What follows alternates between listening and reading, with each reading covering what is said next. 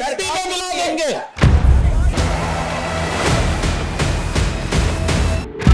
धुरंधर film आई है, धुरंधर 2, उसमें अतीक अहमद दिखाया गया है और जिस तरीके से उसमें दिखाया गया है कि पाकिस्तान से कनेक्शन था, आप चूंकि यूपी पुलिस के डीजीपी रहे, आपने वो दौर देखा है, क्या वाकई ऐसा कुछ था? अतीक जहां रहता था इलाहाबाद में, उसके घर के 5 किलोमीटर की परिधि में इतनी बंदूक की दुकानें थीं, वो जहां चाहता तो लेता था, लेकिन ठसक पाकिस्तान का हमें कारतूस चाहिए। शाहगंज थाने में तो उसने इकबालिया बयान दिया है कि उसके संबंध न सिर्फ आईएसआई से बल्कि लश्कर तैयबा से। तो धुरंधर 2 में जो दिखाया है बिल्कुल सही दिखाया है और उनकी कमर ऐसी टूटी, मैंने देखा नहीं सुना कि 2 लोगों ने आत्महत्या भी कर ली थी, क्योंकि इतना बड़ा आघात लगा था मुनीश जी कि भिखमंगा क्या नहाए क्या निचोड़े। और उनका कि अब तो मरने के अलावा 72 हूरों के पास जाने के अलावा कोई विकल्प बचा नहीं, तो उन्होंने वही कर लिया। अतीक अहमद यूपी की जो पिछली सरकारें थी, उनकी मजबूरी थी, कमजोरी थी या ताकत? स्टेट हेड अतीक के कुत्ते से हाथ मिला रहा है तो वहाँ की मुझे दया आती है कि वहाँ के तत्कालीन DM, SP, commissioner, DIG, IG का क्या हाल रहा होगा। मुलायम सिंह यादव की बात कर रहे हैं, तब जी हाँ, मुख्यमंत्री थे वो। जी हाँ, नेट पर है तमाम चीजें, मैं ऐसी कोई चीज नहीं बता रहा हूँ जो नेट पे नहीं है। मुनीश जी तो बिल्कुल ब्रह्म सत्य है कि जब तक हमने उसको खाद, पानी, ऑक्सीजन दिया तो गमले का केचुआ एक अजगर बन गया और उसको अजगर बनाने में बराबर का एक ऑक्सीजन का डोज और मल्टीविटामिन और खाद पानी देने में तत्कालीन राजनीतिक व्यवस्था थी और तत्कालीन अधिकारी उनके बराबर के हिस्सेदार थे। और मैं तो ये भी कहूँगा भ्रष्टाचार में भी बराबर के हिस्सेदार थे दोनों। आप जब डीजीपी बने उत्तर प्रदेश के, उस समय ये एक माफिया नहीं, एक सिस्टम था, तो आपको क्या क्या क्या उस समय आपको चुनौतियाँ पेश आई होंगी? शहर की जब गीदड़ की मौत आती है शहर की तरफ भागता है। मेरे चार्ज देने के 5-6 दिन के अंदर ही अशरफ ने, शायद इनको कोई चीज़ कंपल्शन इनके रहे होंगे, बच्चियों का अनाथालय था, यतीम खाना था, उस पर इनको कब्जा करना था इलाहाबाद में। तो अशरफ ने क्या किया कि उस यतीम खाने की दीवार गिरा करके बच्चियों का गैंग रेप करके, तो ये बात बड़ी सनसनीखेज थी। शाइस्ता से बातचीत हुई, शाइस्ता ने कहा कि आप मेरे बुजुर्ग हैं और मैं चाहती हूँ, मेरी एक गुजारिश है कि मैं बेवा नहीं बनना चाहती। हमने अभी शाइस्ता की बात चूंकि कर रहे हैं आप, अतीक अहमद की जो बीवी हैं, अभी काफ़ी समय से एसटीएफ पुलिस तलाश रही है, तो आपको क्या लगता है कहाँ हो सकती हैं? दुबई ना, बांग्लादेश ना, थाईलैंड ना, म्यांमार ना, तो हो कहाँ सकती है? पाकिस्तान मुझे लगता है आप कहने वाले हैं। हाँ, आज जिस तरीके से लॉ एंड ऑर्डर की यूपी में स्थिति पहले से सुधरी है, और कभी कभी क्या एक पूर्व डीजीपी को लगता है कि काश आज मैं भी एक्टिव पुलिस मैन होता? आप तो लगता है कि टेलीपैथी या माइंड रीडर है। योगी जी महाराज अक्सर नोएडा आते हैं, मैं भी 1-2 बार चला गया, तो जब मेरा नंबर आया तो उनका भाई आपके मन में कोई इच्छा, उनका महाराज वैसे तो मैं बिल्कुल अंतर्तृप्त व्यक्ति हूँ, मेरी कोई कामना, कोई इच्छा थी, लेकिन महाराज जब मैं आज की कार्य संस्कृति देखता हूँ तो मन में एक इच्छा है कि अगर महाराज मुख्यमंत्री होते और मैं किसी भी पोस्ट पे होता तो मैं बताता पुलिसिंग क्या होती है। और योगी जी के 3 शब्द, कभी कभी वाणी में सरस्वती विराजमान होती है, मिट्टी में मिला दूंगा, पूरा संदेश उत्तर प्रदेश में चला गया दुष्ट दलन का, जो जहां मिल जाए निपटा दो। इस दौर में आप डीजीपी थे, क्या कभी आपको धीमा पड़ने का इशारा मिला कि बॉस थोड़ा सा धीमा हो जाओ, अब बहुत तेज चल रहे हो, हमारे कई गुर्गों को दिक्कत हो रही है? सवाल ही नहीं उठता, रॉन्ग नंबर डायल हो जाता। तो आप यूपी सरकार को लॉ एंड ऑर्डर पर कितने नंबर देंगे? इस सरकार को 10 पे 10 नंबर देता हूँ। अभी वाली जो यूपी है और पहले वाली यूपी में क्या बेसिक फर्क नजर आता है आपको? आपका सवाल बहुत बड़ा है, मैं इसको केवल एक वाक्य में समझा दूंगा। आप 2 तस्वीरें अपने सामने रख लें। पहले एक मुख्यमंत्री अतीक के कुत्ते से हाथ मिला रहा है और दूसरी तस्वीर में रख ले योगी जी को जो सदन के पटल करें मिट्टी में मिला दूंगा। आज हमारे साथ मौजूद हैं उत्तर प्रदेश के पूर्व डीजीपी, जो कहते हैं गुंडई किस चिड़िया का नाम है। उनको देखकर बड़े बड़े गुंडे मवालियों की पतलून गीली हो जाया करती थी। अतीक अहमद हो या मुख्तार अंसारी हो, उनके सामने सब कोई फीके हो जाया करते थे। उन्होंने अतीक अहमद के शुरू से लेकर उसके अंत तक का दौर देखा है। आजकल एक फिल्म आई है धुरंधर 2, जिसमें अतीक अहमद का जिक्र है। असल ज़िंदगी में क्या अतीक अहमद पाकिस्तान से मिला हुआ था? इन्हीं सब से राज खोलने के लिए हमारे साथ मौजूद हैं यूपी पुलिस के पूर्व डीजीपी विक्रम सिंह जी। स्वागत है आपका। धन्यवाद मुनीश जी, बड़ी कृपा की आपने अपने प्रतिष्ठित मंच पे संवाद का अवसर दिया। जय हिंद। धुरंधर फिल्म आई है धुरंधर 2, उसमें अतीक अहमद दिखाया गया है और जिस तरीके से उसमें दिखाया गया कि पाकिस्तान से कनेक्शन था, आप चूँकि यूपी पुलिस के डीजीपी रहे, आपने वो दौर देखा है, क्या वाकई ऐसा कुछ था? मैंने धुरंधर 1 तो देखी है, धुरंधर 2 के मैंने कुछ सुनी है, और ये सब चीज़ें जो कि चलचित्र क्या होता है वास्तविक जीवन का प्रतिबिंब होता है जी। और वैसे ही जनता ने उसको इस तरीके से नहीं सराहा है कि उसमें कोई सच्चाई या कोई डेप्थ नहीं थी। और उससे भी बड़ा जो एसिड टेस्ट है और कन्फर्मेटरी टेस्ट ये है कि जो लोगों को एक तरीके से, जैसे आपने देखा होगा पॉपकॉर्न उछलता है भट्टी में, जिस तरीके से लोगों को मिर्ची लग रही है। मिर्ची क्यों लग रही है? कहीं ऐसा तो नहीं है कि आपका नाम गैंग मेंबर की लिस्ट में दोबारा आ जाए?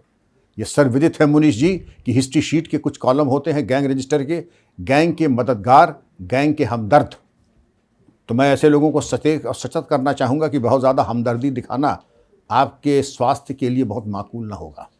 अब हम इससे बात करते हैं कि जो तब का दौर था, आप अगर याद करें कि एक लड़का पैदा होता है 1962 में तत्कालीन इलाहाबाद में, और 1979 तक आके जब तक उसका बाप जो था इकबाल रिक्शे तांगा वाला, तांगे वाले से वो जो है स्टेशन के इर्द गिर्द जो मालगाड़ी होती थी उसका कोयला बीनता था, फिर कोयला चोरी करना शुरू किया और 18 की उम्र में आते आते उसने एक कत्ल भी कर दिया। और 1979 से लेकर के ये मालिए जब तक मरा, उसके ऊपर 100 से ऊपर जघन्य अपराध, हत्या, जबरन धन वसूली करना, कॉन्ट्रैक्ट किलिंग, प्रॉपर्टी पे कब्जाना, ऐसे अपराध आ गए। IS 277 उसका गैंग चार्ट आप समझ सकते हैं। डिस्ट्रिक्ट लेवल का कोई गैंग होता है तो उसको D39, जैसे विद्याराम गैंग, IR यानी 2 रेंजेस में हो तो IR, और जो ऐसे राष्ट्रीय अंतर्राष्ट्रीय स्तर के खिलाड़ी होते हैं वो आते हैं IS 277 में। शाहगंज थाने में तो उसने इकबालिया बयान दिया है कि उसके संबंध न सिर्फ ISI से हैं बल्कि लश्कर तैयबा से हैं। उसने ये भी बताया था कि क्या उसको किस अभिप्राय से और क्या उसका उद्देश्य था। प्राइमरी उद्देश्य था कि ड्रोन ड्रॉपिंग के माध्यम से कि पंजाब में उसको उत्कृष्ट हथियार मिले। हथियार की उसके पास भी कमी नहीं थी। उसकी कई नेट पे आप देखिएगा 12 बोर, 315 बोर, 30 स्प्रिंगफील्ड, ऐसे तमाम हथियार उसके पास थे, महंगे हथियार जिनकी किसी की कीमत तब भी 40-50 लाख से कम नहीं थी। तो कौन से हथियार और क्यों चाहिए थे उसको? राजू पाल की हत्या करना और उमेश पाल की हत्या करने के लिए उसको चाहिए था जो हथियार मंगा AK-47। दूसरी चीज़ 455 पिस्टल। आप तो मुनीश जी इतने प्रबुद्ध पत्रकार हैं, 455 आपने देखा ही होगा। उसको कहते हैं पोर्टेबल कैनन। इतनी बड़ी चीज़ आती है और उसका कारतूस राइफल के बराबर होता है। घुटने में भी अगर मुनीश जी लग जाए तो व्यक्ति बचेगा नहीं, बिल्कुल फाड़ देगा और सारी जो आपकी आर्टरीज और वेंस वहाँ की वो निकल जाएगी। जब तक अस्पताल जाएगा हेमरेज से मौत हो जाएगी। RDX और नकली करेंसी, इनकी ड्रॉपिंग्स, और वहाँ 2 कुख्यात अपराधी थे पंजाब के, रॉकी और डिम्पी, वो ये माल उठा करके, जिसको आप पहले स्लीपर सेल कहते थे, वो स्लीपर सेल कभी नहीं रहे, वो एक्टिव सेल थे। इस तरीके का काम उन्होंने मुख्तार के लिए भी किया। मुख्तार के तो गैंग में इन दोनों का नाम था, रॉकी और डिम्पी, और ये इनको लेकर के इनके हथियार यहाँ आ गए। और जब इनके घर की तलाशी हुई तो आपको मालूम है कहाँ के कारतूस मिले Munish ji? Pakistan ordnance factory and made in Pakistan. Atiq जहाँ रहता था इलाहाबाद में, उसके घर के 5 किलोमीटर की परिधि में इतनी बंदूक की दुकानें थीं, वो जहाँ चाहता तो ले लेता। लेकिन ठसक, पाकिस्तान का हमें कारतूस चाहिए, पाकिस्तान मेड इन पाकिस्तान चाहिए। उसका एक अलग लुत्फ होता है कि उससे शिकार खेलना, उसका अलग लुत्फ होता है कि मेड इन पाकिस्तान कारतूस से हम हत्या जब करेंगे, एक ईगो संतुष्ट होता होगा। अब बात आप आ जाइए नकली नोट के बारे में। नकली नोट एक इतना बड़ा क्राइम सिंडिकेट था कि भारत की अर्थव्यवस्था को चकनाचूर करने के लिए तो उसके 4-5 बहुत लंबे चौड़े पिलर थे। अतीक से शुरू कीजिए, गाजीपुर जाइए, मुख्तार अंसारी, बिहार जाइए, आपके शहाबुद्दीन और तस्लीमुद्दीन। इसमें तो खैर अब क्या कहा, जब बिहार की बात हम पहले यूपी की ही बात कर लें। आप क्या समझते हैं कि हज़ारों करोड़ ISI के दम यहाँ कर दे? तो उसका एक प्लान बना था जो 5 ईयर, 10 ईयर, 15 ईयर, और पूरा यूपी नेपाल बॉर्डर 771 किलोमीटर। तो धुरंधर 2 में जो दिखाया है बिल्कुल सही दिखाया है। और उनकी कमर ऐसी टूटी, मैंने देखा नहीं सुना कि 2 लोगों ने आत्महत्या भी कर ली थी, क्योंकि इतना बड़ा आघात लगा था मुनीश जी कि भिखमंगा क्या नहाए क्या निचोड़े। और उनका कि अब तो मरने के अलावा 72 हूरों के पास जाने के अलावा कोई विकल्प बचा नहीं, तो उन्होंने वही कर लिया। अतीक अहमद यूपी की जो पिछली सरकारें थी उनकी मजबूरी थी, कमजोरी थी या ताकत? मजबूरी भी थी, ताकत भी थी, कमजोरी तो कहीं से नहीं थे। इतना बड़ा कमाऊ पूत जिस ज़मीन पे हाथ रख दे वो ज़मीन मिल जाए, 2-4 सीट जितवाने का जो मादा रख रहे, और हमारे अंदर इतना नैतिक साहस न हो कि हम उसको रोक दें, टोक दें। राजू पाल की दिन दहाड़े मुनीष जी हत्या होती है और इलाहाबाद के कैंट से लेकर के दारागंज तक दिन दहाड़े रगेत करके सैकड़ों गोली मार करके 16 जनवरी 2005 को उसका विवाह होता है, 25 जनवरी 2005 को उसकी हत्या हो जाती है। उसकी पूजा पाल के हाथ की मेहंदी भी नहीं धुली थी और वो विधवा हो जाती है। और कहा यह जाता है ये तो बिल्कुल पवित्र है, ये तो कुछ कर ही नहीं सकता है। और एक जो है जग्गा उसका प्रतिद्वंदी था, मुंबई में भाग गया था मारे डर के, तो उसको बुलवाया। तो ये जो था इसके पास हॉर्स थी, क्योंकि बाप फिरोज तांगे का ड्राइवर वो चलाता था, तांगा चलाता था, तो घोड़े का चाबुक रखता था ये। उस चाबुक से अपने टॉर्चर चेंबर में ले जा करके इतना मारा, जग्गा जिसे कहते हैं हमारी हिंदी की भाषा में खाल खींच लो, उसकी खाल खींच ली और लोथड़ा उसके घर के बाहर भिजवा दिया। पुलिस चौकी पर जाकर के लोग, पुलिस वाले जाके छापा मारते, इसने जाकर के चौकी के ऊपर बंधक बना के 20 कांस्टेबल को बंद कर दिया। तो ऊपर से लखनऊ से जब फोन आया कि अतीक भाई तुम्हें हमारी कसम है इनको छोड़ दो। तीसरी चीज, मैं आपसे कितनी दूरी बना के रखता हूं यह दिखाता है कि हम आपको कितना सम्मान करते हैं, लेकिन अगर हम आपके कुत्ते से भी हाथ मिला रहे हैं तो आप समझ सकते हैं कि संबंध कितने प्रगाढ़ हैं। अब अगर स्टेट हेड अतीक के कुत्ते से हाथ मिला रहा है तो वहाँ की मुझे दया आती है कि वहाँ के तत्कालीन DM, SP, commissioner, DIG, IG का क्या हाल रहा होगा। मुलायम सिंह यादव की बात कर रहे हैं, तब जी हाँ, मुख्यमंत्री थे वो। जी हाँ, नेट पर है तमाम चीज़ें, मैं ऐसी कोई चीज़ नहीं बता रहा हूँ जो नेट पे नहीं है। आप इसको देखें, वो एक बददुआ धब्बा था यूपी पे, तो वो मजबूरी तो नहीं थे, एक कमजोरी थे, एक ताकत थे। क्योंकि मजबूरी तो वो होता है जब हमें कोई कंपल्शन हो। कंपल्शन नहीं था, हमारी अनिवार्यता थी कि कमाऊ पूत है, हमारे लिए सीटें भी निकालेगा, धन बल भी है, बाहुबल भी है, राजनीतिक बल भी है, और हमारा एक फेस भी है। तो हमारा जब एक फेस बन रहा है, और आप इसको भी देखें कि फूलपुर जहाँ पे पंडित नेहरू और विश्वनाथ प्रताप सिंह लड़ते थे, वहाँ पर ये भी लड़ा और अच्छे खासे उसके वोट भी आए। जब पहली बार जीता फूलपुर से शायद 2004 में, तो पंडित नेहरू से ज़्यादा वोट आए। पंडित नेहरू के आए थे 62,000, इनके आए थे 64,000। तो आप समझ सकते हैं कि इसने अपने को कितना सॉलिड बना लिया था। और प्रॉपर्टी की तो बात ये समझ लीजिए, आप इलाहाबाद गए हैं कभी? जी। तो सिविल लाइंस पे आपने देखा होगा पैलेस थिएटर है पारसियों का, अंग्रेज़ों के ज़माने से क्या एरिस्टोक्रेटिक, और उसमें सोफे गद्देदार और लिवरीड वेटर्स ला करके ब्लैक कॉफ़ी और जैसी कॉफ़ी, कैपुचिनो आप चाहें, और बिल्कुल pin drop silence. Smoking room बगल में था, पियानो दूसरा पेशियों में था, फिर होटल फिनारो था इसी पारसी फैमिली का।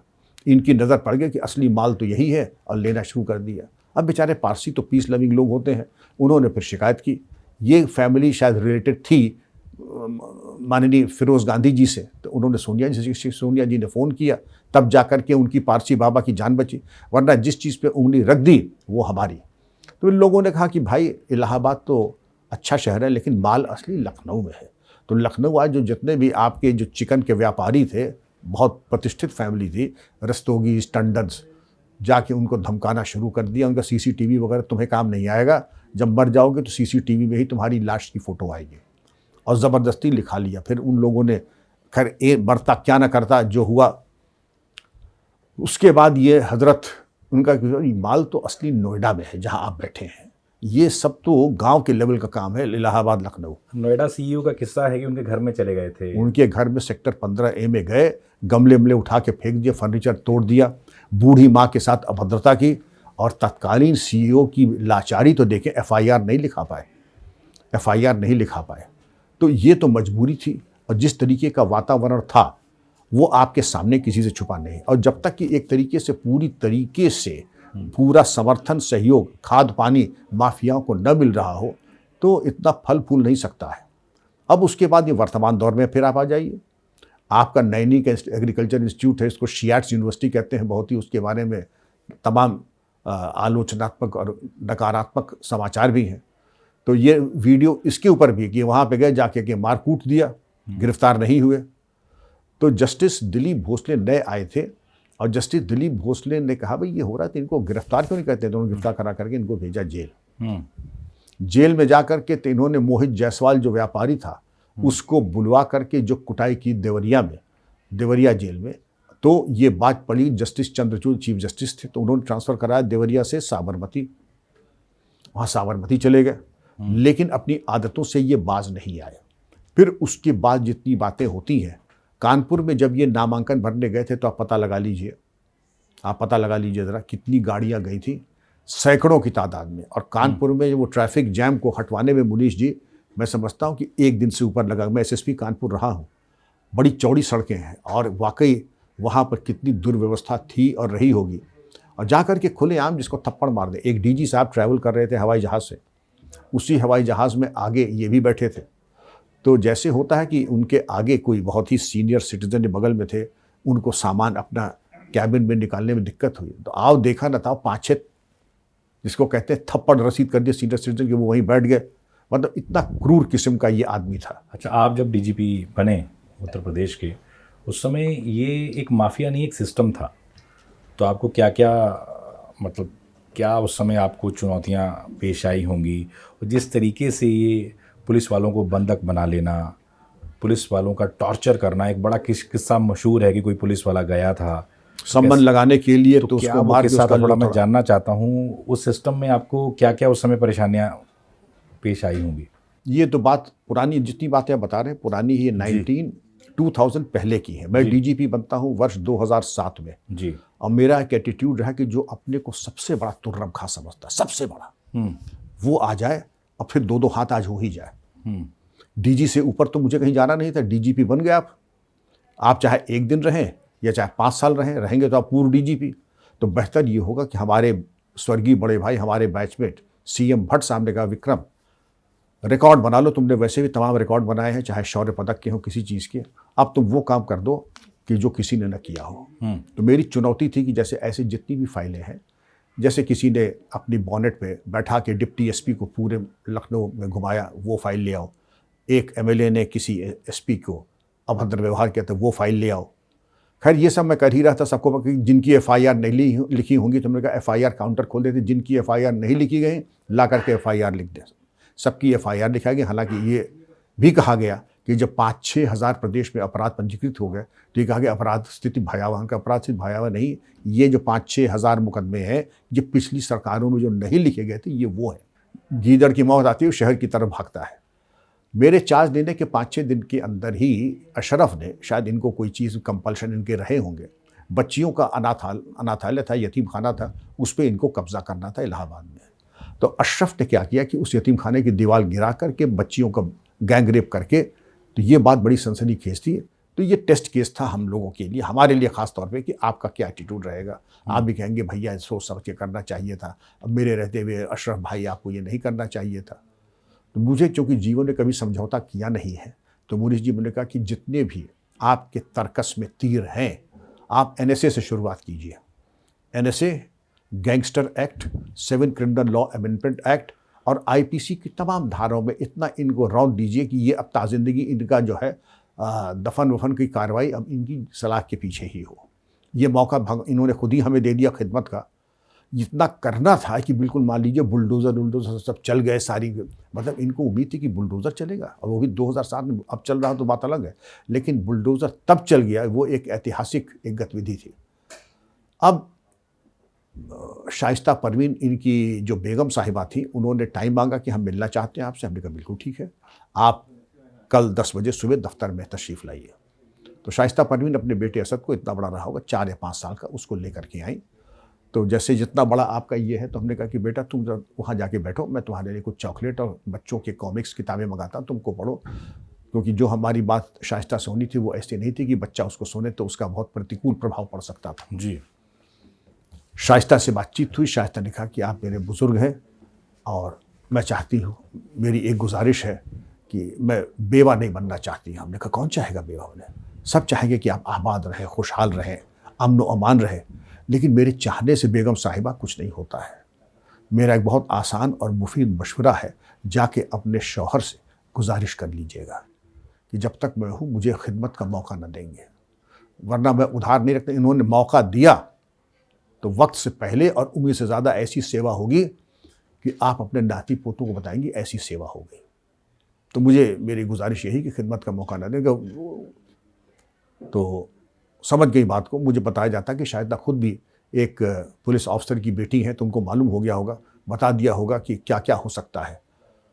समझ बात आ गई। फिर बेटे को मैंने कहा कि बेटा, ये इनकी तरबियत और इनकी तालीम पे गौर कीजिए, इंजीनियर डॉक्टर बनाइए, अच्छा इंसान बनाइए। लेकिन कहाँ होने वाला था। उसका असद की बात कर रहे हैं जिनका इनकाउंटर हो गया था जी। तब इतना बड़ा बच्चा था वो। तो उसके पहले भी आप देखें, जब टीनेजर था 12 साल का, तो काला पठान सूट पहन के किसी शादी में AK-47 बर्स्ट फायर कर रहा था।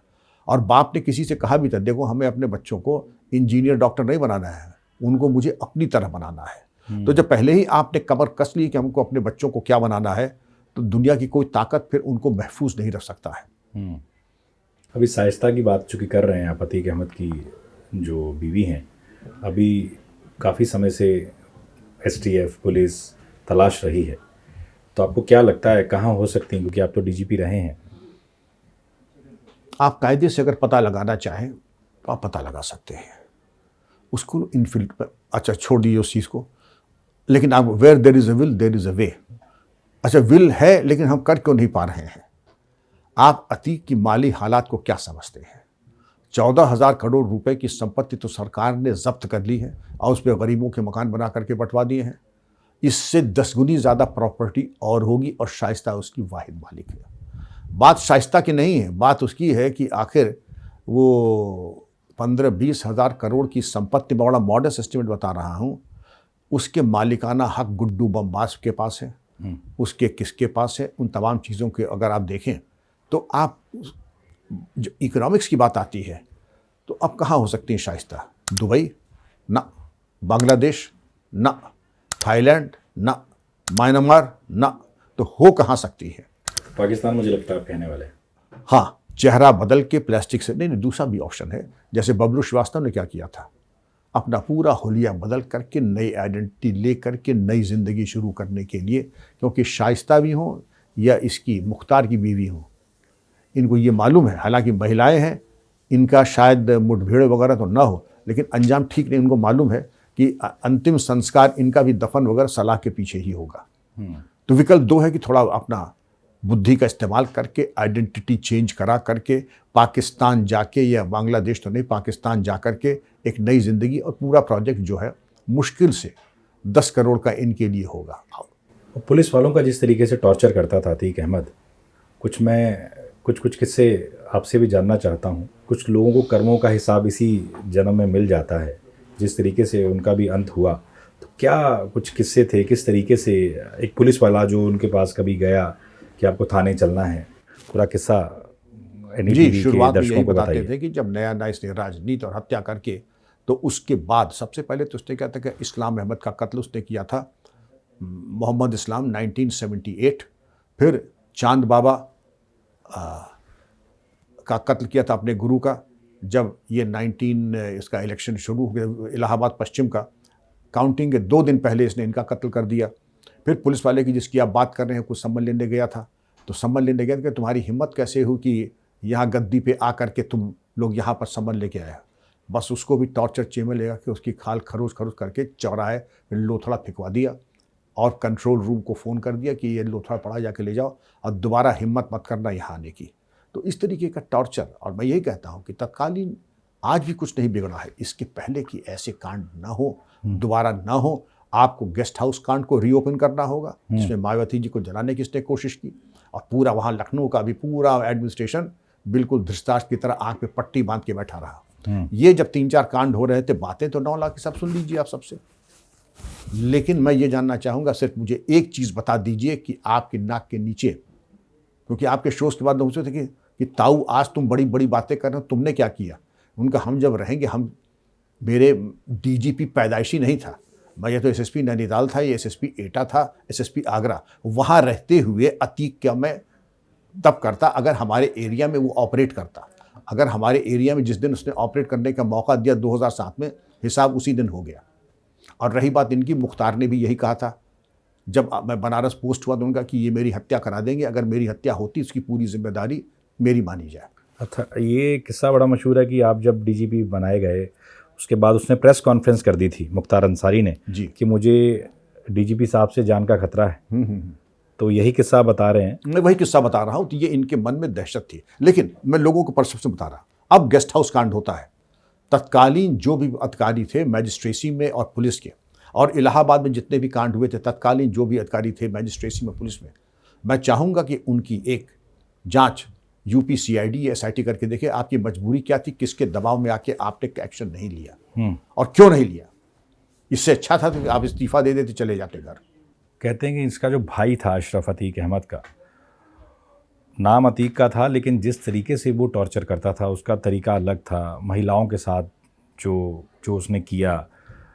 तो क्या अशरफ की कुछ कुंडली खंगालिए, क्या क्या उसने किया, कैसे अतीक अहमद के साथ जो लास्ट में मारा गया बड़ी दुनिया ने देखा, लेकिन जो उसकी गुनाह थे कहते हैं कि बहुत ही पूरे तरीके से वो भी वैसा ही सैडिस्ट था जैसा कि अतीक था। मैं केवल 2 एग्जाम्पल देता हूँ कि एक एग्जाम्पल ये था कि कुन्नू करके एक आदमी था, उसने इनसे भी बढ़िया मकान, अतीक से बढ़िया मकान अतीक के सामने बनाया। अशरफ छत पर जाते हैं और टेलीस्कोपिक साइट राइफल से कि बिल्कुल एक, मैं समझता हूँ कि एक डिज़ाइनर वेपन रहा होगा, उसकी कीमत कम से कम 30 लाख से कम नहीं, और उससे उसकी हत्या कर देता है। इसी तरीके से एक और लड़का था, ईद के दिन जैसे ईद की नमाज़ पढ़ के आ रहा तो वहीं ईदगाह के सामने उसकी हत्या, कोल्ड ब्लडेड डेलिबरेट। और मेरे टाइम में तो जिस तरीके से एक तो बच्चियाँ बिल्कुल नादान, यतीम खाने की यानी ऑर्फनेज की बच्चियाँ, अनाथ आश्रम की बच्चियाँ, उनके साथ गैंग रेप करवाना इसलिए नहीं कि उसको बस एक सबक दिखाना है, अपना टेरर फैलाना है, वो भी दिमागी तौर पे उतना ही परवर्ट था जितना कि ये अतीक जी थे। तो मुनीश जी ये कहना बिल्कुल सही है कि ये दोनों का एक दूसरे की राम मिलाई जोड़ी, एक अंधा और एक कोढ़ी, तो ये दोनों एक दूसरे के पूरक थे। ये आज जिस तरीके से लॉ एंड ऑर्डर की यूपी में स्थिति पहले से सुधरी है, और कभी कभी क्या एक पूर्व डीजीपी को लगता है कि काश आज मैं भी एक्टिव पुलिस मैन होता, आज काश मुझे मौका मिलता, तो आप क्या करते हैं? फॉर एग्जांपल आप सोचिए अभी कि आपको 100 दिन दिए जाएं, कि 100 दिन क्या आप करेंगे अब?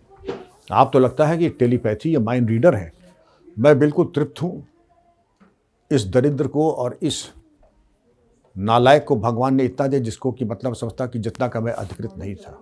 4 शौर्य पदक दिए, टॉप पोस्टिंग दी, और मैं जब डीजीपी हुआ तो किसी ने 2 लाइनें भेजी थी, अजब इनकलाब दौरा तो देखो, अजब इनकलाब दौरा तो देखो, मंजिल उसे मिली जो शरीके सफ़र न था, मंजिल उसे मिली जो शरीके सफ़र न। लोग कहते हैं कि सर आप एडीजी ही रिटायर होंगे, आपको डीजी रैंक मिलेगा नहीं, लेकिन ईश्वर की इच्छा थी, डीजीपी बनाया ईश्वर ने। ईश्वर ने मुझे लॉन्गेस्ट टेन्योर भी दिया, ईश्वर ने मुझे तमाम कामयाबी दी, ददुआ ठोकिया। अब ये तो ईश्वर प्रदत्त है। योगी जी महाराज अक्सर नोएडा आते हैं, और आते हैं तो कुछ वरिष्ठ नागरिकों को बुला करके प्रशासन की हालचाल और कुछ अगर महत्वपूर्ण कोई सुझाव हो जिससे कि शासन प्रशासन में सुधार हो तो उनसे वार्तालाप होती है। मैं भी 1-2 बार चला गया, तो जब मेरा नंबर आया तो उनका भाई आपके मन में कोई इच्छा, उनका महाराज वैसे तो मैं बिल्कुल अंतर्तृप्त व्यक्ति हूँ, मेरी कोई कामना कोई इच्छा थी, लेकिन महाराज जब मैं आज की कार्य संस्कृति देखता हूँ तो मन में एक इच्छा है कि अगर महाराज मुख्यमंत्री होते और मैं किसी भी पोस्ट पे होता तो मैं बताता पुलिसिंग क्या होती है। अब आपने जो बताया कि 100 दिन अगर आपको मिले तो मैं 25-25 दिन के 4 एजेंडा तैयार करता। पहला एजेंडा ये था कि टारगेट्स है हमारे, इनके ऊपर 2-2 लाख के नाम है, और हर ज़िले के उत्तर प्रदेश के जो टॉप 10 है, हर ज़िले के टॉप 10, अब इनके पीछे पड़ जाओ, जिंदा या मुर्दा। ये टॉप 10 या तो सलाह के पीछे या कहाँ होना चाहिए आप बेहतर समझ सकते हैं। टास्क नंबर 2, इनकी चल अचल संपत्ति कुर्क हो जानी चाहिए। टास्क नंबर 3, जिन चीज़ों में आप समझते हैं आप भयाक्रांत हैं उन सबको ले आइए, वो एसआईटी इनको 15 दिन में वो इन्वेस्टिगेशन पूरी कर देगी और लोगों को कर देगी तबाह जो किसके थे। और फिर पूछे जनता से अगले 25 दिन में, ये टॉप 10 तो हो गए, अब ये बताइए कि टॉप 10 के बाद और भी कोई बचा है जिसको कि अभी अरमान उसकी आत्माएं अतृप्त हैं और भटक रही हैं, तो उन आत्माओं को शांति के लिए पिंडदान। और पिंडदान मुनीश जी ये होगा कि अब ढूंढ ढूंढ करके बीन बीन करके कुछ सामने आते थे जो छाती ठोकते हैं, चलाओ कितनी गोली है, और दूसरे फिर बिल में जाते हैं तो हाँ गंधक जला करके या नीम जला करके उनको बिलों से खींच के निकाला जाता है, उनको निकाला जाएगा। अब उसके बाद आता है तीसरा, सपोर्ट सिस्टम और माल। सपोर्ट सिस्टम और जो शेल कंपनीज हैं और इनका जो इकोनॉमिक बेस है उसको कब्जा लेकर के उसके सरकार के खजाने के हवाले करना है। और आखिर में अपने पुलिस वालों को हर थाने को एक मंदिर की शक्ल दे देना कि हर थाना इबादत गृह है, पूजा स्थल है और जनता यहाँ आने से घबराए ना। हमारी जो इंटरनल डायनेमिक्स है हम उसको देख लें कि आज से हम किसी को तुम नहीं कहेंगे, आज से हम एक पैसा रिश्वत नहीं लेंगे, आज से हम किसी का अपमान नहीं करेंगे और हम जो किसी की सेवा, क्योंकि ये अवसर थोड़ी देर के लिए मिलता है सेवा का, हम भरपूर सेवा करेंगे। ये मेरा एजेंडा रहेगा 100 दिन का। उत्तर प्रदेश के जो माफिया थे या जो गैंगस्टर थे, क्या उनका आपस में भी कोई कंपटीशन था?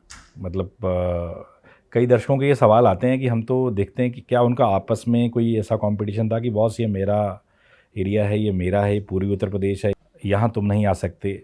मुन्ना बजरंगी मरवा दिए गए जेल के अंदर। इसी तरीके से मालूम पड़ा कि गैंग वॉर का मतलब ही यही होता है कि जब एक दूसरे के वर्चस्व को तोड़ने की कोशिश करते हैं, उनके ठेके को लेने की कोशिश करते हैं।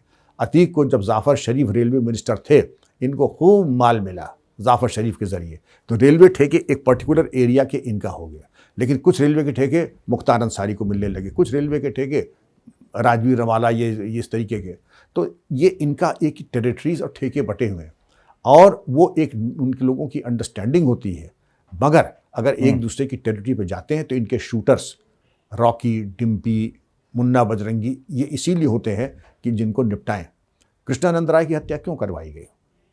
नंद किशोर रुंगटा की हत्या क्यों करवाई मुख्तार अंसारी ने? यही से, और जिस निर्मम तरीके से कराई वो भी मैं बताना चाहूँगा कि नंद किशोर रुंगटा को पकड़ करके पैसे भी मांगे, पैसा भी लिया और काट काट करके गंगा जी नदी में फेंक दिया। और फिर ये भी कहा कि इसने, अब घर छोड़िए उस चीज़ को, लेकिन वो बहुत ही आपत्तिजनक तरीके से उसकी हत्या की। निर्मम तो की ही, लेकिन जिस तरीके से होता है तो वो अपनी जगह। कृष्णानंद राय की हत्या करने के बाद उन्होंने कहा कि साहब इसकी हत्या हो गई, बड़ा बुरा हुआ अपने को बचाने के लिए, और जय श्री राम। ये सिर्फ स्वांग है और इस स्वांग का कोई अभिप्राय या अर्थ नहीं है। आपने अतीक अहमद के लिए जब आप डीजीपी बने, कोई लॉन्ग टर्म प्लान या शॉर्ट टर्म प्लान बनाया था? शाइस्ता उनकी बीवी आपसे मिलने भी आई क्या? उसके बाद भी कोई वन ऑन वन या आमना सामना हुआ? परिवार की तरफ से कोई रिक्वेस्ट आई? नहीं, कुछ नहीं। वो जैसे भयाक्रांत हो जाते इतना संवाद के बाद। मेरा तो बहुत लंबी चौड़ी बात करने का मैं आदी नहीं हूँ। यू हैव टू गो, आपको जाना ही पड़ेगा। या तो आप जाएंगे या मैं जाऊंगा, दोनों एक साथ अब नहीं रह पाएंगे। जब तक मैं हूँ, जितने दिन भी हूँ, मुझे तो मालूम नहीं, लेकिन जितने दिन भी हूँ एक को जाना पड़ेगा। और ये मान के चलिए मैं तबाह कर दूंगा। मुझे मालूम है अपना काम मुझे आता है और कैसे किया जाता है ये मुझे मालूम है। मैंने कभी अपने को असहाय नहीं समझा है। तो ये मान के चलिए full freedom to the SO, और जो कर लेगा 1 to 1 बात करना। कहीं भी कोई बात आती है तो मेरी खुली छूट थी। FIR में अगर आपको नहीं मिल रहा है कोई मुद्दई तो मेरा नाम डाल दीजिए, मैं कंप्लेनेंट और मुद्दई बन जाऊंगा। क्योंकि आप जिस दौर में डीजीपी थे, राजनीतिक शय मिलती थी ऐसे माफियाओं को, गैंगस्टर्स को, तो आपको कभी कोई धमकी या इस तरीके से डराया धमका गया हो, रोका गया हो? आपने किसी ने पूछा नहीं तो मैंने बताया नहीं। धमकी देने वालों को मैं धमकी देता हूँ। लेकिन ये भी सही है कि एक दिन मैं बैठा था अपने दफ्तर में, तो सेंट्रल इंटेलिजेंस और यूपी इंटेलिजेंस के ऑफिसर्स आए। उनका सर बस कैसे आना हुआ बिना बताए, उनका सर बस यही आया था कि आपसे आशीर्वाद लेने के लिए। अच्छा बताइए कैसे आना हुआ? जानता हूँ चाय पीने तो आप नहीं आए, चाय तो पी रहे हैं, बताएं। सर वो कुछ इंटरसेप्ट्स आए हैं कि दुबई से कोई गैंग है एसेसिन्स का, वो आपके लिए आना चाहता है, तो हम आपके घर का सर्वे करना चाहते हैं। और उन्होंने ये भी कहा, जो इंटरसेप्ट हमने किया है कि जो फ्रेंच विंडोज़ हैं उसके सामने कोई छत हैं 3-4, वहाँ से स्नाइपर राइफल लेकर के आपके ऊपर और आपकी फैमिली के ऊपर वो आक्रमण हो सकता है। हमने कहा ठीक है, आप सर्वे कर लीजिए। हमने ऑर्डलीज का जाकर के साहब लोगों को सर्वे करा दो, जो जो सर्वे करना चाहते हैं। तो सेंट्रल इंटेलिजेंस और स्टेट इंटेलिजेंस जाके पूरा सर्वे किया, देखा। उन्होंने कहा साहब ये बुलेट प्रूफिंग हम करवा देते हैं, आपकी कार जो है और मैडम की कार उसकी बुलेट प्रूफिंग हम करवा देते हैं। हमने कहा ये ठीक है, ये आप कह रहे हो? नहीं सर, ये सरकार की तरफ से होना है। उनका तब एक बात में से, आप मेरी हिफाजत कर रहे हैं, मैं एक भी बुलेट प्रूफिंग ना अपनी कार के कराऊंगा, ना अपनी खिड़की के कराऊंगा, और मैडम की भी गाड़ी की बुलेट प्रूफिंग नहीं होगी। कान खोल के सुन लीजिए, जिस दिन स्टेट का डीजीपी ही अपनी गाड़ी और अपने घर को बुलेट प्रूफ कराएगा, क्या संदेश जाएगा आखिर की चौकी तक? संदेश यही जाएगा कि डीजी जो है भयाक्रांत है, और जब कभी गोली चलेगी तो हनुमान चालीसा पढ़ने लगेगा। हनुमान चालीसा पढ़ने कोई बुराई नहीं है, लेकिन he should be A tiger. कौन किसको धमकी देगा ये चीज़ बिल्कुल स्पष्ट होनी चाहिए। और बाकी तो मैं देख ही लूँगा। गोली चलेगी तो दोनों तरफ से चलेगी। एंड मुझे अपने अपने हथियार पर, मार्क्समैनशिप पे मुझे पूरा एतबार और विश्वास है, और फिर देखा जाएगा। क्या कभी आपको लगा कि हम जानते हैं कि हमें क्या करना है लेकिन सिस्टम साथ नहीं दे रहा? मुझे मालूम था कि सिस्टम क्या चाहता है, हम जानते हैं क्या करना है, फिर मैं वो कर देता था। बाद में सिस्टम को मालूम पड़ता कि मैंने क्या कर दिया। तो बस ठीक है, पॉलिटिकल सिस्टम डांटता भी था, ये भी था कि ये तुम्हारे ऐसे 2-3 लोग अगर हो जाए तो राजनीति छोड़नी पड़ जाएगी। समझ रहे होंगे आप। अक्सर आपको कहते हुए सुना जाता है कि गुंडई किस चिड़िया का नाम है। मतलब बड़े बड़े गुंडे जो है, मवाली आपके सामने पानी भरा करते थे उस दौर में। तो आपने शुरू से सोच रखा था कि इस तरीके से ही पुलिसिंग करनी है, किसी प्रेशर में नहीं आना है? डे 1 से मैंने ये कसम खाई थी कि ये एक महायज्ञ है। और दुष्ट दलन, हमारे डीजीपी थे श्री श्री संजय दीक्षित, उन्होंने इसका शब्द दिया था दुष्ट दलन। तो दुष्ट दलन, मैंने कहा कि ये मेरे जीवन का ध्येय होगा, अभिप्राय होगा। और इस दुष्ट दलन को मैंने अपने जीवन में अर्थ और अभिप्राय दोनों को इसी 2 शब्दों से दिया है। और इन्हीं 2 शब्दों को लेकर के जहाँ मिल जाए, जिसको कहते हैं मुझे ज़िंदगी में कोई शौक़ नहीं, कहीं कोई पिक्चर देखना, सिनेमा देखना, पकौड़ी खाना, चाट खाना, कहीं भ्रमण करना। मेरी ज़िंदगी का एक ही शौक़ है, दुष्ट दलन, और दुष्टों के बारे में अनुसंधान करना, उनके डेटाबेस को तैयार करना, मुखबिर पैदा करना, और बिल्कुल जिसको कहते हैं कि भूखे शेर की तरह टूट पड़ना और उनको नोच देना कानून की परिधि में। क्योंकि अब लोग कहेंगे आपको किसने ताकत दे दी आप नोच दें, आप तो केवल गिरफ्तार कर सकते हैं।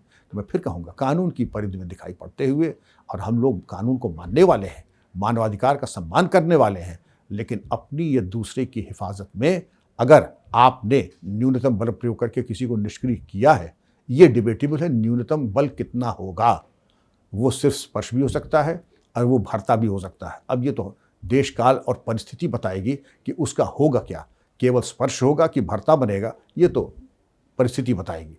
अतीक अहमद ने आखिरी दिनों में कहा था कि मिट्टी में मिला दिए गए हैं, अब रगड़े जा रहे हैं। तो मिट्टी में मिला दिए, यानी ये तब हुआ था, योगी आदित्यनाथ जो मुख्यमंत्री हैं, उन्होंने विधानसभा में कहा था कि गुंडे मवालियों को मिट्टी में मिला दिया जाएगा, जो भी उत्तर प्रदेश में इस तरीके से करेगा। उसके बाद अतीक अहमद ने वो बाइट कहीं सुनी होगी और कहा कि हम मिट्टी में मिला दिए गए हैं, अब रगड़े जा रहे हैं। यानी जब साबरमती से लाया मैंने जाता, सुना था उसको, मैंने सुना था। जी हाँ। तो आपको लगता है राजनीतिक शय ना होती, जिस तरीके से अंत हुआ अतीक अहमद का, वो ये बहुत पहले हो जाना चाहिए था?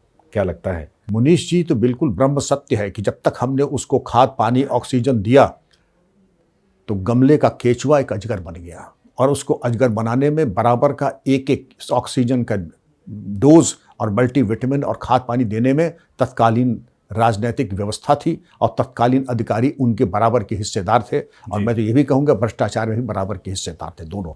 जिस दिन ये भ्रष्टाचार और वो बरगद का वट वृक्ष की सुरक्षा हट गई, मुनीष जी, उसके बाद आप देखिए कि जैसे मछली पानी से बाहर आ जाती होती। और योगी जी के 3 शब्द, कभी कभी वाणी में सरस्वती विराजमान होती है, मिट्टी में मिला दूंगा।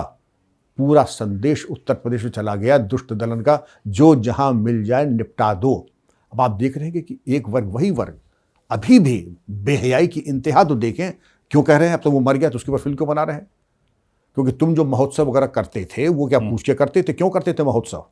वो क्या जनता अपने पैसे से करते थे? सब जनता के पैसे से होता था। और इसी तरह फिल्म बनी, आप भी 4 फिल्म बना दीजिए, आपके पास मटेरियल तो हो, और अगर बनी तो उसकी कार्ड बना दीजिए। लेकिन जो बहुत ज़्यादा बदमाशों की हमदर्दी दिखाते हैं, डकैतों की हमदर्दी दिखाते हैं, हत्यारों माफिया की हमदर्दी करते हैं, तो हिस्ट्री शीट में कॉलम होता है गिरोह के मददगार और गिरोह के हमदर्द। तो ज़रा परहेज़ कीजिएगा, कहीं ऐसा ना हो कि जो लोग बहुत ज़्यादा हिमायती और छाती पीट रहे हैं कि ये हमारे हमदर्द, गरीबों के मसीहा रॉबिन हुड थे, कहीं ऐसा ना हो कि आपका भी नाम शामिल हो जाए थाने की हिस्ट्री शीट में और गैंग चार्ट में। ट्रांसफ़र पोस्टिंग का एक पुलिस वाले पर क्या असर होता है, जो कि आप खुद रहे हैं? क्या बताना चाहेंगे इस पर? मुझे मालूम था कि मेरे तबादले हमेशा जल्दी जल्दी होंगे, तो मैंने अपने बच्चों को कभी अपने पास रखा। सबसे बड़ी चीज़ क्या है? बच्चों का स्कूल बदल जाएगा, बच्चों की यूनिफॉर्म बदल जाएगी, आप और श्रीमती जी तो झेल जाएंगे।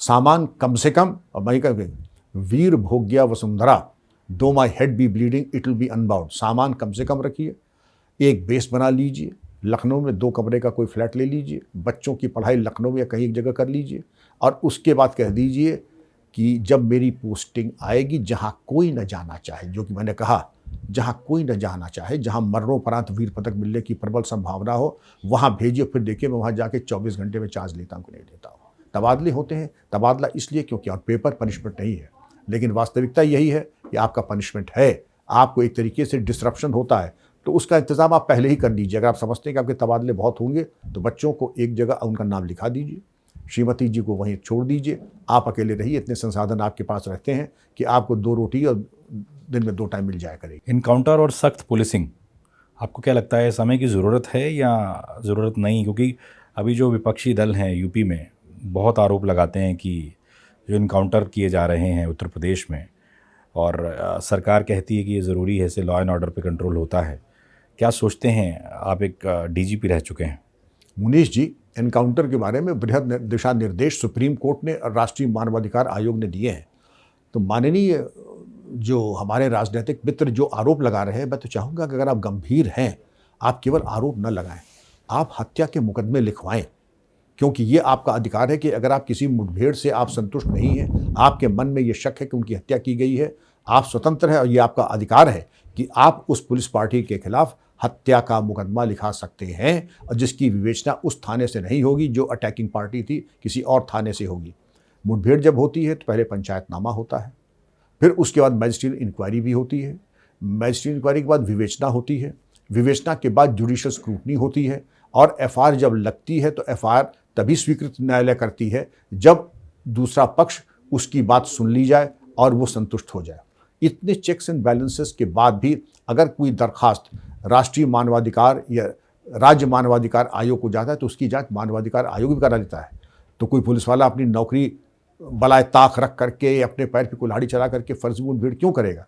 लेकिन वही पीड़ा, दुखती नब्ज कि हमारे युवा हृदय सम्राटों का हाफ एनकाउंटर हो रहा है, हमारे कार्डर्स का मनोबल गिराया जा रहा है। तो ऐसी मजबूरी आपकी क्या है कि जितने अपराधी जिनके ऊपर जो भय और आतंक के पर्याय हैं, उनसे परहेज करें, दूरी बना करके रखें। जिस तरीके से गाड़ी पलटी विकास दुबे की, गिरफ्तारी के समय उन्होंने कहा मैं हूँ विकास दुबे, कानपुर वाला। एसटीएफ ला रही थी और बाकी सारी दुनिया को पता है गाड़ी पलटती है, और उसके बाद विकास दुबे की मतलब जान चली जाती है। जिस तरीके से उसने पुलिस वालों पर हमला किया था और उसके बाद कई पुलिस वालों की उसमें जान चली गई, डीएसपी भी थे उनमें। मुझे याद है कई पत्रकारों ने कहा कि इसने अब कह दिया है कि मैं हूँ कानपुर वाला तो ये बच जाएगा, लेकिन कईयों ने कहा कि नहीं, ये बचेगा नहीं, क्योंकि जिस तरीके से पुलिस वालों को इन्होंने मारा है और पुलिस के अंदर बहुत ज़्यादा गुस्सा है। तो आपको लगता है कि इस तरह के जो अपराधी हैं इनके लिए ऐसी सज़ा ज़रूरी है? बिल्कुल नहीं। पुलिस का काम सज़ा देना नहीं है। पुलिस का काम ये भी नहीं है कि अनावश्यक, अवांछित और डिस्प्रपोर्शनेट यूज ऑफ फोर्स करे। हमारी इच्छा से काम नहीं होता है। पुलिस करती है, अनुशासित पुलिस बल है, वो केवल विधि सम्मत तरीके से पुरानी धारा 96 से 106 Indian penal code, right of private defence, वर्तमान में भारतीय न्याय संहिता धारा 34 से 44 तक, इस परिधि के अंदर न्यूनतम बल प्रयोग अपनी किसी अन्य की जान और माल बचाने के उद्देश्य से। लेकिन विकास दुबे के बारे में आपने ये पूछा कि कितने लोगों ने आरोप लगा कि उसकी जो गाड़ी पलटी मुठभेड़ फर्जी थी। मैं ये जानना चाहूँगा कि सैकड़ों आरोप लगे इस बात को लेकर, लेकिन क्या एक आरोप को किसी ने ये लगाया कि जिन 7 पुलिसकर्मी शहीद हुए विकास दुबे के द्वारा, एक डिप्टी एसपी को न केवल मारा, गणासे से उसके पैर काटने की, हाथ पैर काटने की कोशिश की, उसके बारे में किसी ने एक लफ्ज़ कहा? तो ये वन साइडेड नैरेटिव, मुनीष जी, उनको मुबारक है। इसको ले जा करके इसका पारायण करें, शायद बुद्धि उनकी और शुद्ध होगी अगर इसको करेंगे। जिस दौर में आप डीजीपी थे, क्या कभी आपको धीमा पड़ने का इशारा मिला कि बॉस थोड़ा सा धीमा हो जाओ, आप बहुत तेज़ चल रहे हो, हमारे कई गुर्गों को दिक्कत हो रही है? सवाल ही नहीं उठता। रॉन्ग नंबर डायल हो जाता। एक तो किसी की साहस नहीं था, किसी का साहस नहीं था, अगर करता तो मुंह तोड़ जवाब पा जाते वहीं पर। आप अपना काम करें नेताजी जी। जैसे मैं आपको नहीं बताता हूं कि ब्लॉक प्रमुख कौन होगा आपका कौन बूथ इंचार्ज होगा, कौन किसको आप टिकट देंगे, मुझसे मतलब नहीं। इसीलिए मैं चाहता हूं कि पुलिसिंग को मेरे हाल पे छोड़ दें, क्योंकि आपको कैमोफ्लेजिंग की स्पेलिंग भी नहीं आती। इसलिए हमें कंसीलमेंट, कैमोफ्लेजिंग, एम्बुश वगैरह की ट्रेनिंग देने की जहमत न फरमाएं। आपका काम है, आप राजनीति करें, मार्गदर्शन करें, सुझाव दें, बहुमूल्य सुझाव का मैं अनुपालन करूंगा, लेकिन अगर दबाव डालने की कोशिश की तो वो। आप यूपी पुलिस के पूर्व डीजीपी रह चुके हैं, यूपी में अगले कुछ महीनों में चुनाव हैं, तो आप यूपी सरकार को लॉ एंड ऑर्डर पर कितने नंबर देंगे? कितने में से? 10 में से। अगर पहले कंपेयर करें, जब एक कॉम्प्लिसिटी थी तो उसके नंबर नहीं पूछे, क्योंकि वो नंबर के लिए शायद उपयुक्त भी ना हो नंबरिंग, क्योंकि उसके लिए क्वालिफाई करना पड़ता है नंबरिंग के लिए भी। लेकिन वर्तमान में जो ज़ीरो टॉलरेंस है, वर्तमान में जिस तरीके की कार्रवाई हुई है, और मैं कारण भी दूंगा, क्योंकि आपने तो पूछ लिया कितने नंबर देंगे, आपने एग्जामिनर से ये नहीं पूछा कहीं आपकी कोई रिश्तेदारी तो नहीं है, जो कि लोग पूछते हैं आपकी कोई रिश्तेदारी तो नहीं है। 85% अगर जघन्य अपराधों में कमी आई है, इंक्लूडिंग डकैती, रॉबरी, रोड होल्डअप्स और जो अन्य प्रॉपर्टी ऑफेंसेस हैं। आपके हर ज़िले में साइबर सेल खुल गए हैं, महिला थानाएं खुल गए हैं, आपकी फोरेंसिक साइंस लेबोरेटरी 4 की जगह 12 हो गई हैं और 6 और खुलने वाली हैं। और इस तरीके के जो सुधार आए हैं कि साइबर क्राइम को ऐसा अच्छी तरीके से टैकल किया है, टोटल आईपीसी में गिरावट है।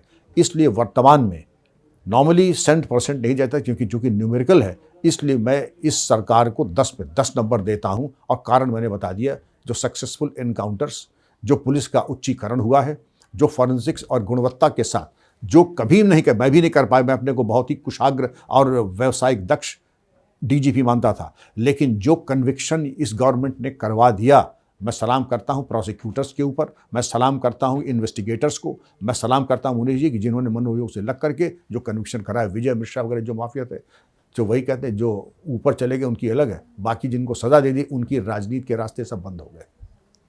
उत्तर प्रदेश के जो मुख्यमंत्री योगी आदित्यनाथ जब पहली बार बने तो उन्होंने कहा था अपराधी या तो यूपी छोड़ दें या फिर जुर्म का रास्ता छोड़ दें, नहीं तो 2 रास्ते हैं उनके। 2 रास्ते हैं। तो कहने का मतलब है कि तब से लेकर अब तक तकरीबन 9.5 साल से वो सत्ता में हैं। इस दौर में जो लॉ एंड ऑर्डर पर काम किया गया, आप एक पूर्व डीजीपी रहे, तो कैसे देखते हैं कि एक हार्ड टास्क मास्टर का यूपी में आना ज़रूरी था?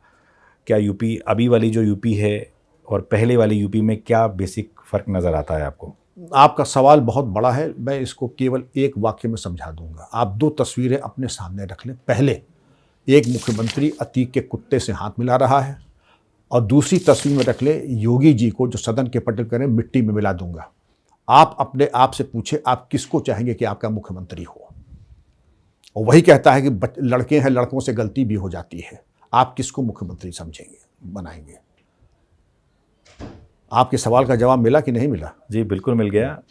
आपने कई मुख्यमंत्रियों के साथ काम किया, लेकिन आप कहते हैं कि आप योगी आदित्यनाथ के साथ काम नहीं कर पाए, तो क्या कुछ शिकवा है आपको? नहीं, शिकवा नहीं प्रभु, ये तो प्रारब्ध है। अब मैं समझता हूँ कि मैं यही सवाल योगी जी ने भी किया था मुझसे, जब मैंने कहा कि ये मेरे दिल में एक इच्छा रह गई कि आप अगर मुख्यमंत्री होते हो, मैं किसी पद पे होता, तो उन्होंने पूछा कि आप किस बैच के हैं? तो 90 बहुत हंसे। मुझे क्या लगता था कि योगी जी की शायद डेट ऑफ बर्थ से पहले ही मैं आईपीएस और सीनियर एसपी हो चुका था। लेकिन वो तो खैर एक हल्के, एक जॉली मूड में, एक हल्के मूड में कोई बातचीत चल रही थी। तो आज जज्बात सीरीज़ में हमारे साथ जुड़े यूपी पुलिस के पूर्व डीजीपी विक्रम सिंह जी, जिन्होंने कई राज से पर्दा हटाया और बताया कि पिछली सरकारों में राजनीतिक शह के चलते किस तरीके से माफिया पूरी तरह से चरम पर थे और इस सरकार में किस तरीके से माफियाओं को कुचला गया है। बहुत बहुत शुक्रिया डीजीपी विक्रम सिंह जी हमारे साथ जुड़ने के लिए, बहुत बहुत शुक्रिया। धन्यवाद मुनीष जी, बड़ी कृपा की आपने। पुनः आभार। जय हिंद।